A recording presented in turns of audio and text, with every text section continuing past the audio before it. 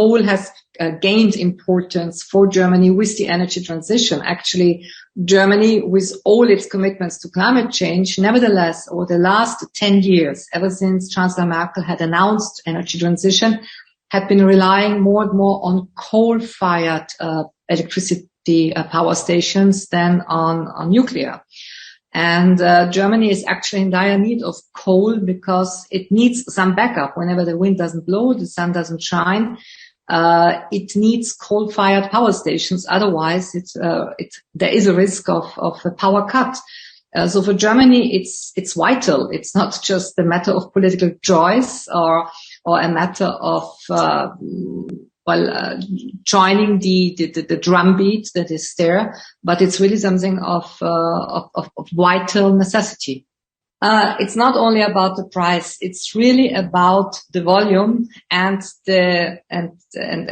having it at your disposition as soon as possible, because the moving out of or the phasing out of Russian suppliers, as people prefer to speak now about, will take at least 5 years. Everybody is clear about that. When European officials travel now to Qatar, to the United Arab Emirates, and come back with political announcements and breaking news of we got an energy partnership, this is nice, but it's really just a political announcement, because the contracts are not there, and such contracts need diligent preparation. The prices are not yet fixed, and above all, the infrastructure is not there. We neither do have the vessels to transport the gas from Qatar or from the United States in the amount, in the volume that would be needed to replace Russian gas and oil. So they will try to add few more sanctions, possibly on coal, possibly on something else.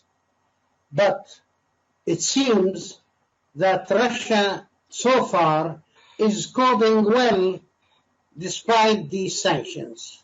They have in the past imposed sanctions on many Russian banks, and Russia is trying to bypass these sanctions and go ahead with its business.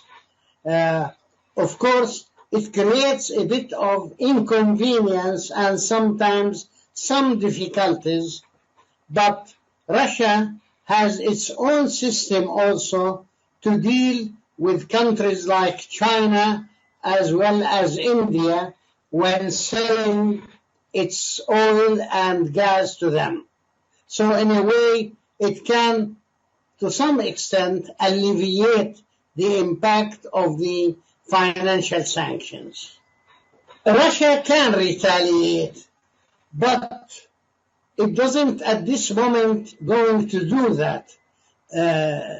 President Putin has demanded that all oil and gas sales will be paid for in ruble. Now, if the Europeans, particularly the Europeans, the EU, refuses to accept that, then the answer is there will be no gas and oil supplies to them.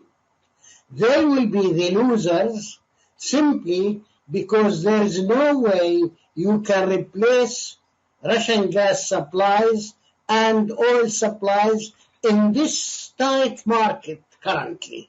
So I think on balance, eventually they will have to accept the ruble as payment for oil and gas, and probably it could be extended to other Russian exports like wheat, fertilizers, processed uranium, vegetables, name it, and it is there.